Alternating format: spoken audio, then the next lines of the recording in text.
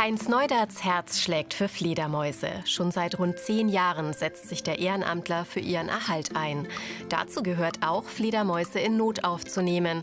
An diesem Tag bringt er seinen Schützling aber in die Auffangstation nach Fürth. Denn er hat noch etwas vor. Hi, grüß dich. Ich bringe euch einen neuen Gast, wie schon angekündigt, eine Breitflügelfledermaus, Mändler. Und ich gebe dann mal gleich in die Hand und dann alles Weitere erzähle ich dir jetzt dann noch, alles klar, wo es herkommt. Und der, ja, ja. Die werden wir erst beruhigen müssen. Bei Ralf Hufnagel ist sie in besten Händen. Der Gründer der Fledermaus-Auffangstation kümmert sich auch um die schwierigen Fälle. Er päppelt auf, was sonst keine Chance hätte. Ja, der war in der Zwischenwand drin und ist bei dem Hausabriss rausgefallen. Aber jetzt tun wir erst einmal da rein und da kann er sich jetzt dann erst einmal ein wenig bergen, der Freund. Die Fledermaus wurde aus dem Winterschlaf gerissen mit einem Presslufthammer. Es handelt sich um eine Breitflügelfledermaus. Die steht auf der roten Liste der gefährdeten Arten. Ja, und da sieht man auch, dass sie sich gut bewegt. Also es ist ganz offensichtlich nicht irgendwo verletzt, aber das schaut recht gut aus. Und die Jahreszeit, wie wir sie im Moment haben, ist einfach beschissen, muss man sagen. Einmal kalt, einmal warm, einmal kalt, einmal warm.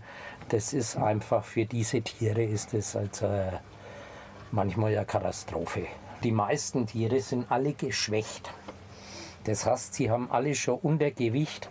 Wenn wir sie dann aufpäppeln können, dann ist ja in Ordnung, wenn sie rechtzeitig zu uns kommen. Ungefähr die Hälfte der Tiere kommt durch und kann nach ein paar Wochen wieder ausgewildert werden.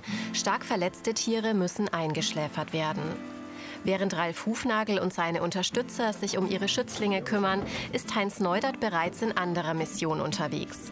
Zusammen mit dem Leiter der Fledermaus-Koordinationsstelle Matthias Hammer besucht er die Marienkirche in Hagenhausen im Nürnberger Land. Dort befindet sich im Dachstuhl eine von 4 Wochenstuben der großen Mausohren.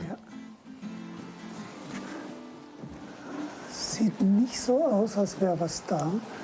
Die Mausohren sind noch nicht wieder eingezogen, die Temperaturen zu niedrig. Noch befinden sie sich in ihrem Winterquartier. Doch jedes Jahr kommt um diese Zeit eine Fledermaus vorbei und sieht nach dem Rechten. Die eine Fledermaus war sicher ein Mausohr? Ja. War sicher ein Mausohr, okay. Die kommt seitdem die Kamera da ist, seit 2020, jedes Jahr eigentlich pünktlich am 14. oder 15. Februar bereits. Jetzt rechnen wir ja damit, dass in den nächsten wenigen Wochen dann der große Ansturm kommt.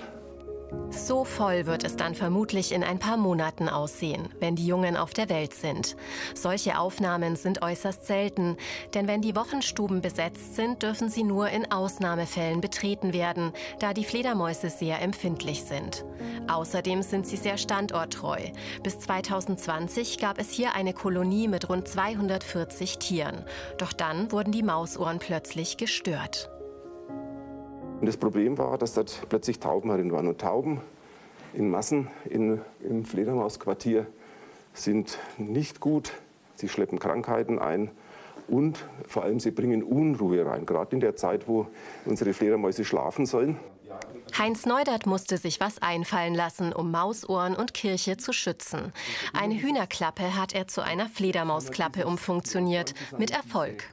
Und meine Hoffnung ist, dass wir heuer oder nächstes Jahr vielleicht den alten Stand von 1998 mit 560 Tieren wieder erreichen könnten. Das wäre schon ein kleiner Erfolg. Doch kaum ist die eine Herausforderung gemeistert, steht bereits die nächste vor der Tür. Denn die Hagenhausener Kirche muss dringend saniert werden. Wir haben jetzt in den letzten 30 Jahren schon sehr viele positive Erfahrungen sammeln können, wie man eben die Belange Bauerhalt, Sanierung und Fledermausschutz vereinbaren kann. Also es ist wegen der Fledermäuse ist noch keine Kirche zusammengebrochen und wir werden auch hier sicher eine Lösung finden, wie beide Belange unter einen Hut zu bringen sind. Zurück in der Auffangstation. Hier wird gerade das Abendessen zubereitet.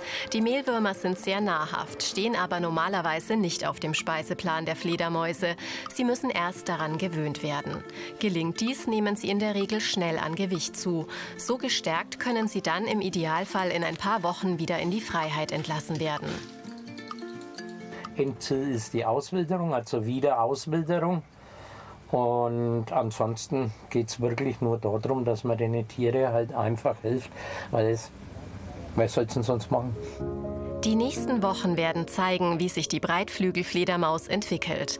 Aber in der Obhut von Ralf Hufnagel und seinen Unterstützern hat sie auf jeden Fall eine reelle Chance. Und bald kann sie vielleicht sogar schon wieder in die Freiheit entlassen werden.